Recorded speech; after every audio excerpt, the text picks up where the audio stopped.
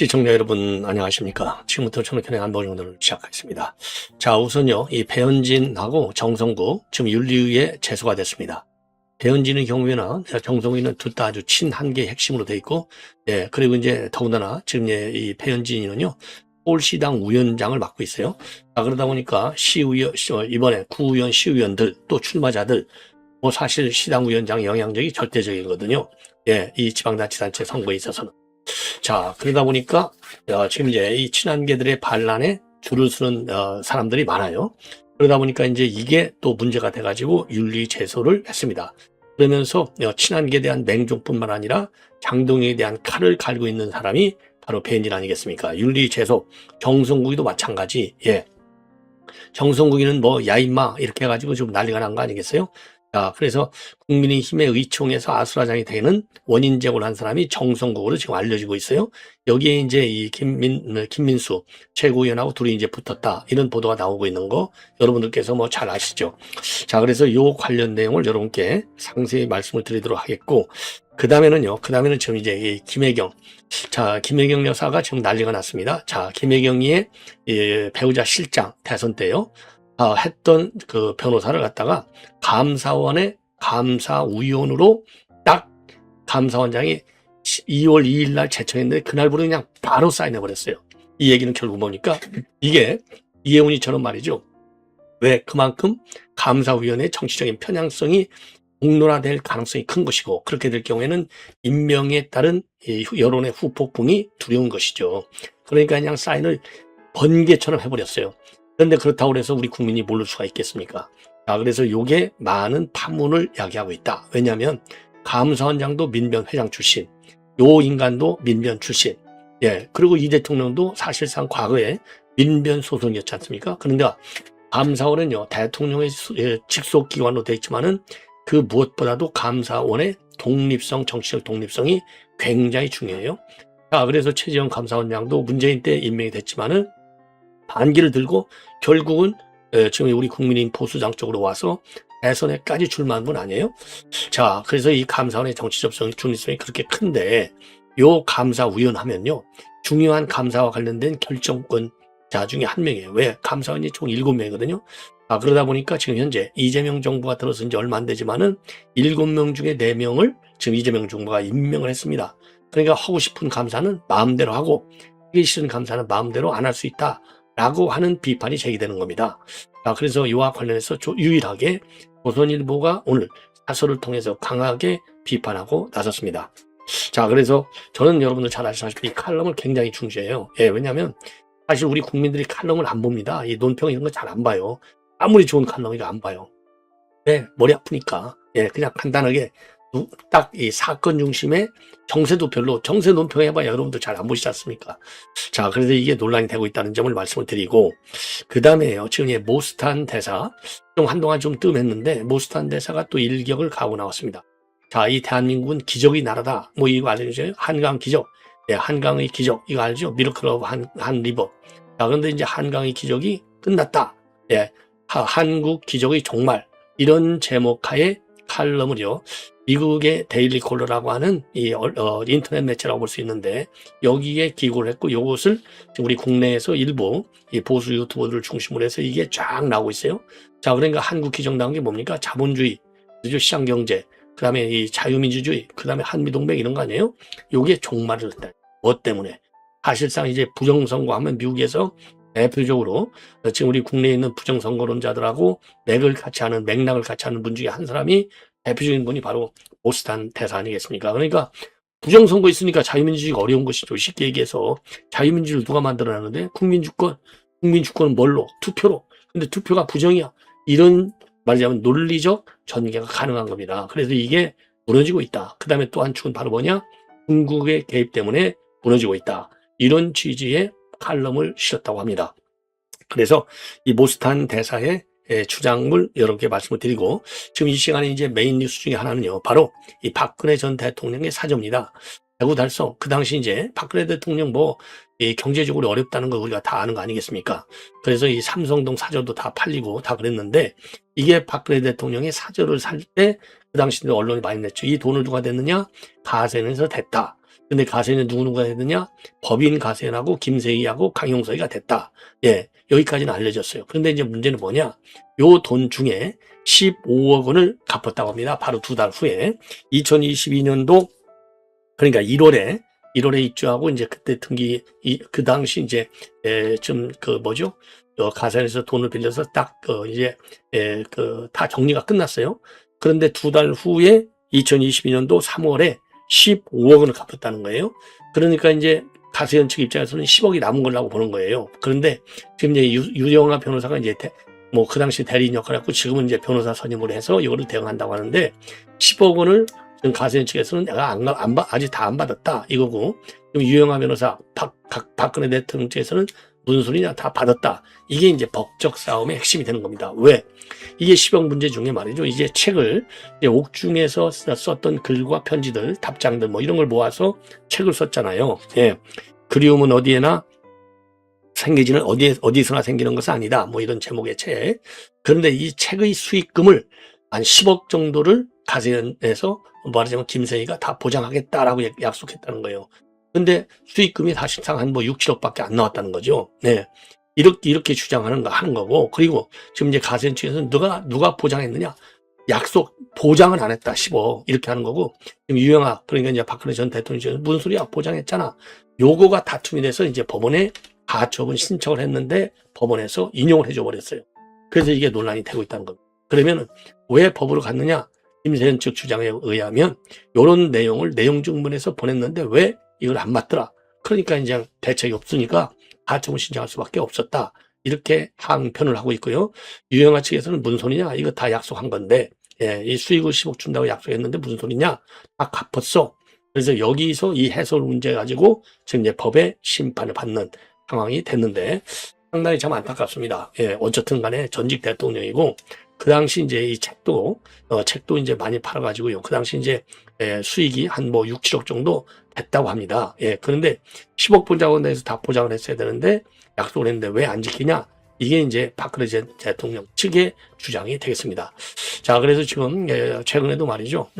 이 정치활동 저도 그랬잖아요. 일각에서 이번 장동혁 대표를 만나고 나서 지방선거를 계기로 해서 이제 전면에 등장한다. 그래서 상임 고문설도 있다. 예, 이런 얘기가 있는데 제가 그랬잖아요. 여러 가지 정황으로 보면 박근혜 전 대통령이 그렇게 쉽게 나올 뿐이 아니라 안 나올 가능성이 굉장히 농후하다.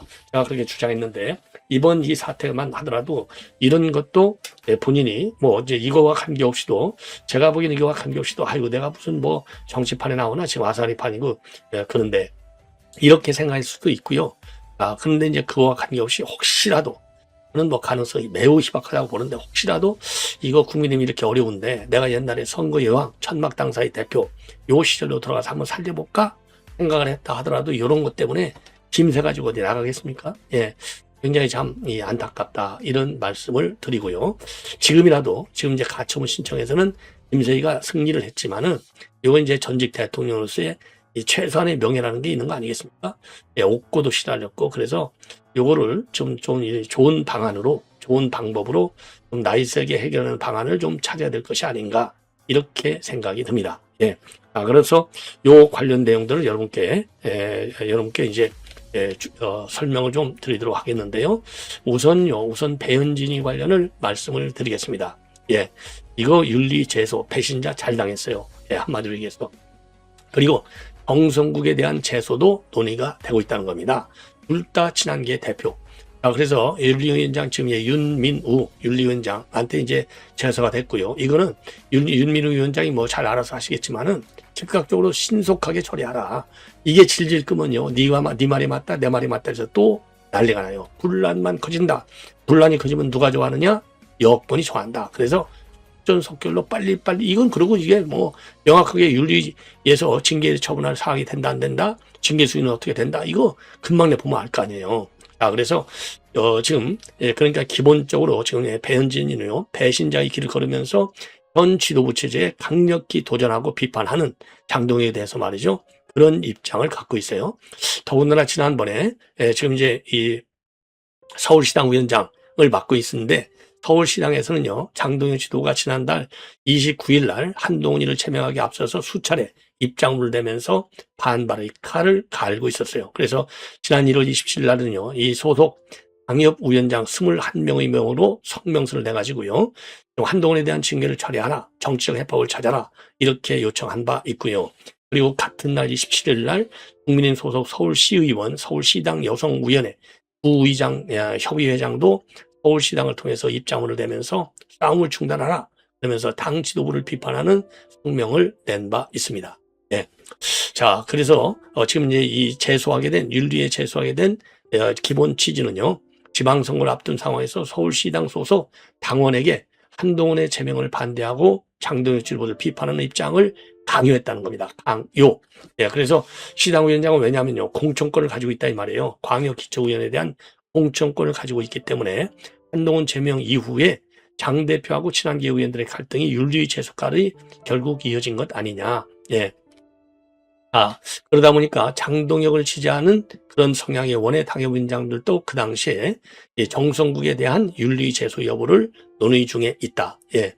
예, 이렇게 밝히고 있습니다. 자, 왜? 지금 이제 조강한 최고위원을 향해서 이게 국회의원에게 어디다 대고 이렇게 얘기했다는 거예요. 이번 의총 난장판이 벌어졌잖아요. 이렇게 이제 지금 어디다 대고 이런 말을 비판했다는 겁니다. 조강한은 본래 이제 원외 인사잖아요. 예, 그런데 여기에 이런 논란이 되니까 정성국이는요, 조강한 최고위원이 먼저 야 임마 이런 표현을 썼고 이에 반발해서 고성은 오갔지만은 국회의원에게 어디다 대고 이런 말을 하지 않았다라는 입장을 밝히고 있고, 그리고 이제 조강한 최고는 무슨 소리야, 나는 인마라는 표현을 쓰지 않았어, 이러고 있다는 겁니다.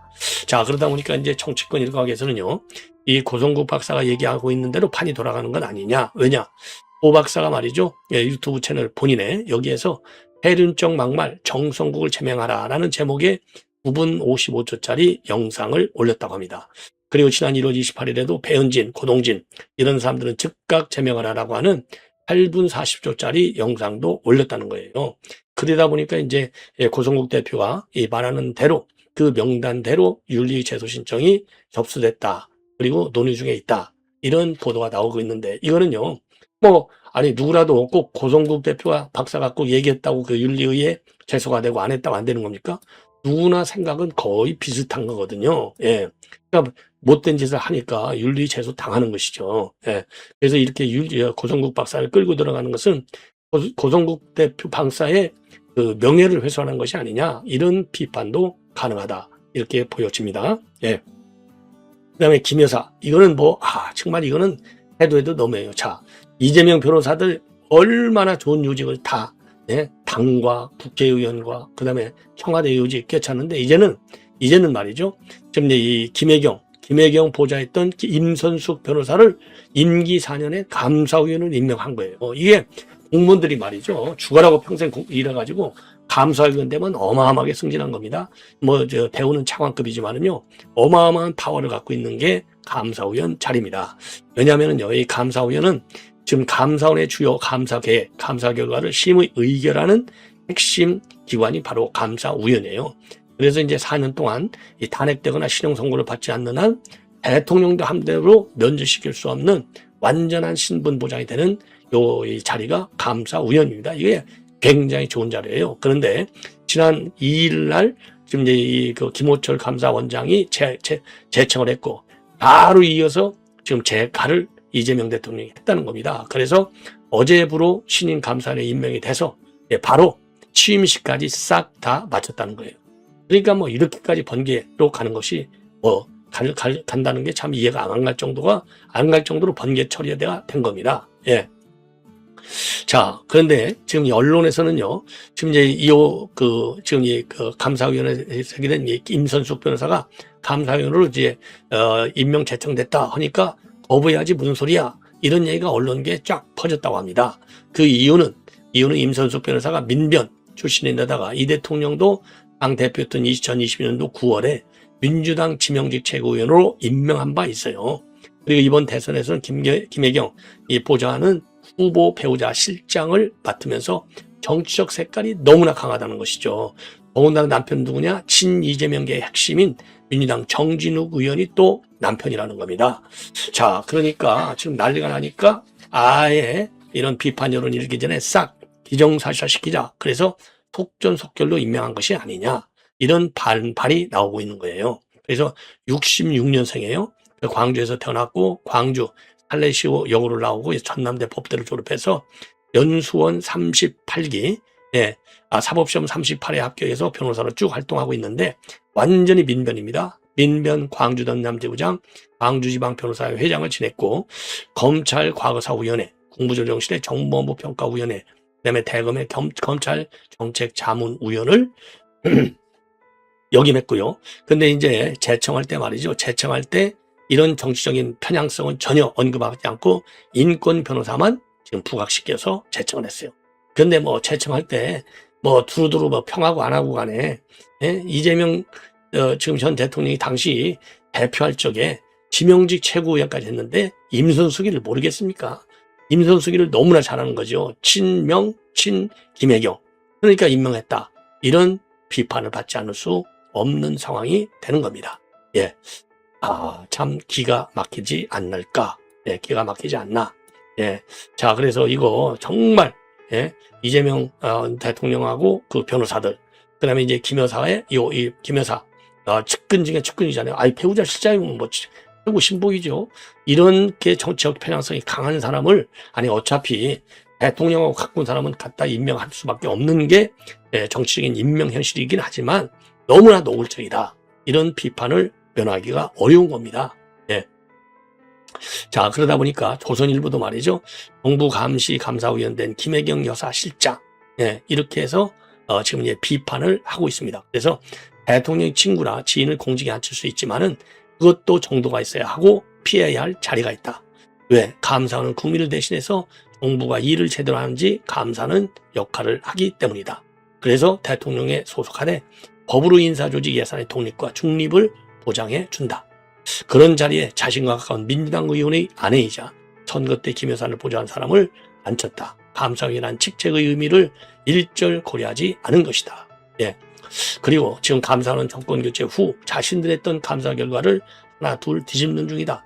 지난 정부에서 임명된 감사위원을 고발해서 감사원이 압수수색까지 당했다.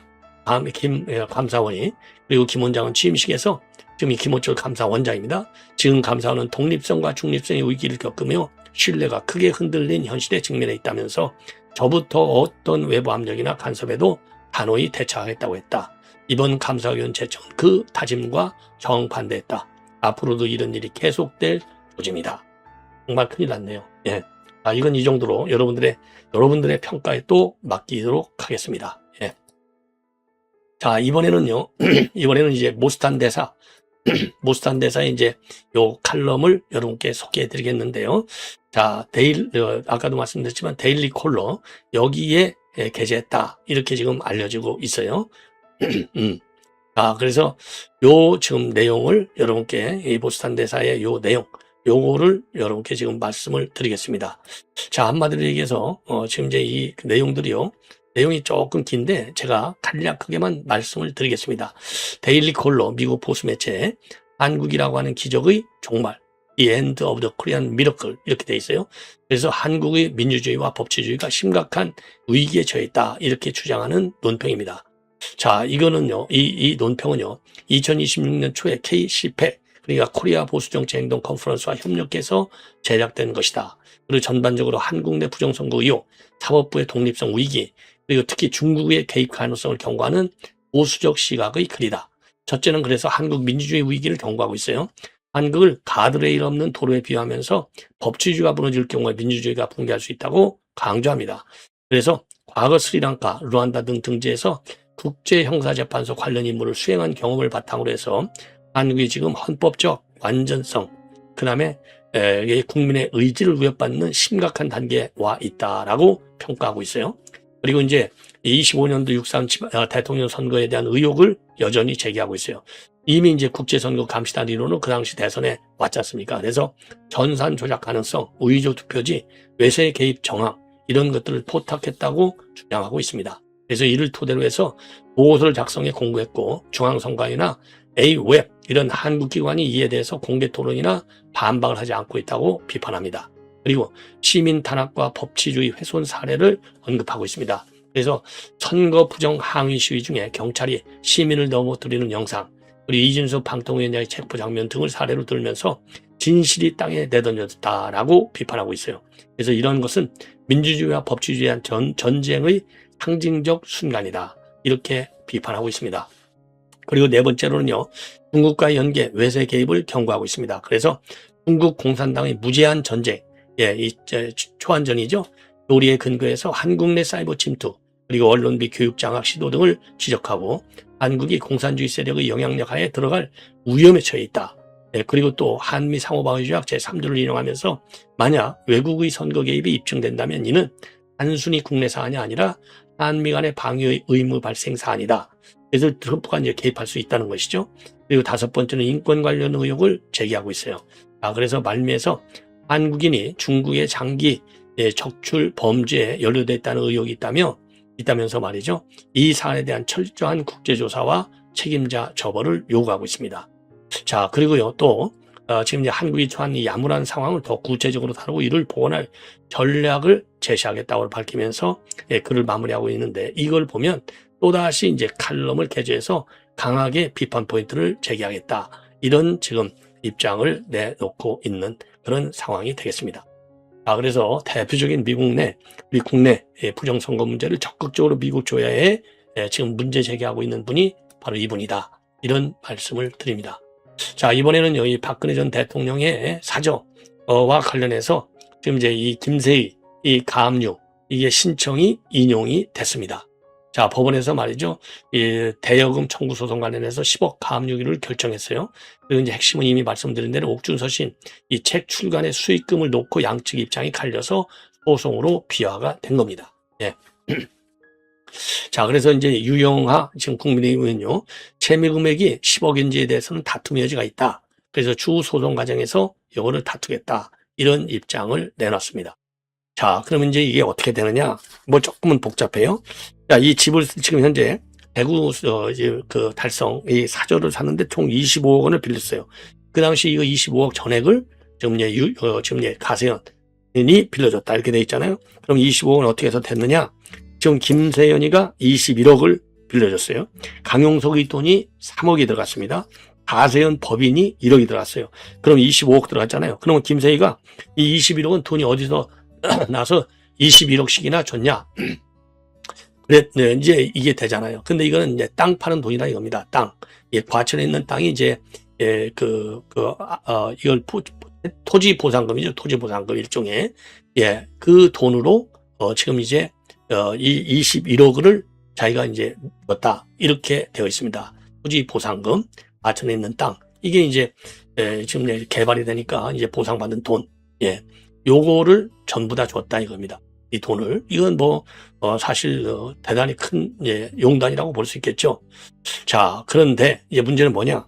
요 중에, 지금 이제 15억 원은 2달 후에 변제했다는 겁니다. 그 15억 원 돈 어디서 났느냐? 어디서 났느냐.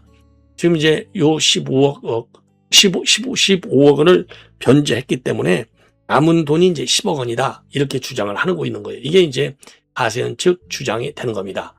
자, 그래서 이 사저와 관련해서 25억 원, 아까 말씀드린 대로, 자, 그래서 2022년도 1월부터 2월 17일까지 계약금, 중도금, 잔금 총 25억 원을 나누어서 송금한 내역까지 전부 가세현 측에서 공개한 바 있어요.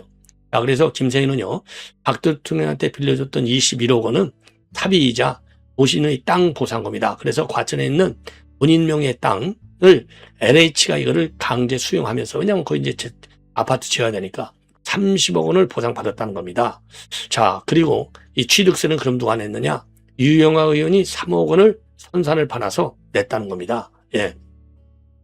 자, 그리고 2023년도 7월에도 유영하 의원은 뭐라고 밝혔냐면, 사저 구입 자금 25억 원을 가세현으로부터 빌렸고 그중 15억 원은 변제가 됐다. 남은 10억은 추후에 정산하려고 한다. 그리고 김세희가 여러 도움을 준 것은 사실이고 고맙게 생각한다, 이렇게 밝혔어요. 그리고 이제 매일신문 유튜브 채널 통해서도 일방적으로 도움을 받은 게 아니라 빌렸다. 박 대통령이 옥중에서 받은 지지자들의 편지와 답장을 묶어서 펴낸 책 인쇄 등으로 일부 변제하고 남은 부분도 변제 계획이 세워져 있고 가족들이 도움을 주고 있다. 이렇게 했거든요. 그러면서 박근혜 대통령은 실제로 이 김세희로부터 돈을 빌린 지 두 달 만에 15억 원을 반환했다. 이렇게 밝힌 바 있어요. 그리고 김세희도 2022년도 4월 22일 박근혜 대통령이 15억 원을 갚았고 돈을 받자마자 또 다른 채권자인 강용석 변호사에게 3억을 송금했다. 그 문제는 이제 15억 원을 제외한 나머지 10억. 이게 이제 문제거든요. 근데 이제 박근혜 대통령이 옥중 서신을 책으로 만든 게 그리움은 아무에게나 생기지 않습니다. 이거거든요. 수익금과 관련되어 있다는 겁니다. 2021년도 12월에 이 책을 출간한 당시에 김세희는 책 수익금은 모두 다 박 대통령에게 전달되고 가세에는 단 1원의 수익금도 가져가지 않는다. 재산이 거의 없는 박 대통령을 여러분들이 도와야 한다. 이렇게 이제 홍보를 했다는 겁니다. 자, 그러니까 이제 박근혜 대통령 그때만 해도 참 안타까우니까 도와야 된다. 그래서 책이 많이 팔려갔고요. 서적 매출액이 총 19억 8,288만 5,517원으로 집계가 됐다는 겁니다. 이건 김세희가 2022년도 2월 25일 날 공표한 내용이라는 거예요. 당시에 이 김세희는요, 인쇄비가 많이 들어가서 기타 비용까지 제외하면 순수익은 6억 원이 채 안 된다. 이렇게 주장을 한 바 있어요. 6억 원이 채 안 된다. 네. 그리고 박근혜 대통령 측 관계자는 주간 조선하고 통화해서 뭐라고 했냐면 옥중 서신을 가세현에서 출간할 당시에는 김세희가 10억의 판매입금을 보장하겠다라고 구두로 말했었다는 겁니다. 그래서 25억 원에서 이 판매입금을 뺀 15억이 남기 때문에 박 대통령은 빚진 15억 원을 가세현에 갚았다는 겁니다. 예. 그러니까 10억을 보장했다 그러니까 25억을 뺐는데 10억은 보장됐으니까 내가 15억만 갚으면 되지. 그래서 15억을 다 갚았다는 게 박근혜 대통령 측 주장이에요. 그래서 가세현이 옥중 서신으로 7억 원가량을 벌었다고 알려왔는데 구두로 한 약속을 없었던 일셈치고 이 계산에 따르더라도 박근혜 대통령의 남은 빚은 3억이다. 3억이다. 왜? 옥중 서신 7억 벌었으니까 3억밖에 안 남았다. 그런데 도령 가세현이 10억 원이라고 하는 금액을 청구 소송한 것이다. 억울하다 이거죠. 그래서 이제 법원의 가압류 결정에 대해서는 변호사를 선임해서 이제 답변서를 보낸 상황이다. 그리고 김세희는 주간조선에 대해서 뭐라고 얘기했냐면 오히려 가세현이 이용을 한 것이다. 책 판매 입금으로 10억 원을 변제해 주겠다고 약속한 적이 없다. 그러면서요, 남은 금액 10억 원에 대한 정산 협의를 위해 2차례 내용 증명을 유영하 의원하고 박근혜 대통령 측에 보냈지만은 모두 답이 없었다. 박근혜 대통령의 명예를 훼손하고 싶지 않았지만은 허브 요청이 계속 묵살돼서 부득이하게 소송을 제기했다. 박근혜 대통령이 옥중에 계실 때부터 가저 매입 과정과 책 출간 과정이 가세현이 도움을 드리는 부분은 언론에 공개된 내용보다도 훨씬 더 많다. 뭐 그럴 수 있겠죠. 그리고 책 출간과 관련해서 해당 도서의 제작, 출간 과정은 유 의원의 제안과 지시에 따라서 가세현이 비용을 포함한 전 과정을 도맡았다. 그러니까 내가 뭐 법원에 이 가압류 신청하고 그랬다고 나 욕하지 마. 나 할 만큼 엄청 도와줬어. 이 얘기나 마찬가지가 아니겠나. 그러면 제가 볼 때는 어차피 도와드렸으면 끝까지 도와드려라. 내용 증명 안 왔으니까 이제 법률적으로 따지면은 이렇게 고소고발도 할 수 있겠죠. 유영하 변호사 서울에 있는데 전화 걸어서 만나서 타협하면 되지. 이걸 갖다가 굳이 소송적으로 벌여서 그러지 않아도 참 어렵게 지금 견디고 계신 박근혜 대통령을 이거를 이렇게 이제 모든 도화 언론에 지금 대서특필되고 있는데 참 안타깝지 않을까. 어차피 가세현 측에서 그 당시 이렇게 박근혜 대통령을 도와준다. 그래서 저도 그렇고 우리 국민들도 그렇고 가세현 참 정말 김세희 좋은 일 하는구나. 얼마나 우리가 칭찬해줬어요. 그 칭찬을 다시 되찾는 방안을 한번 찾아보기를 바랍니다. 시청자 여러분, 이렇게 해서 본 방송 마치겠습니다. 여사님.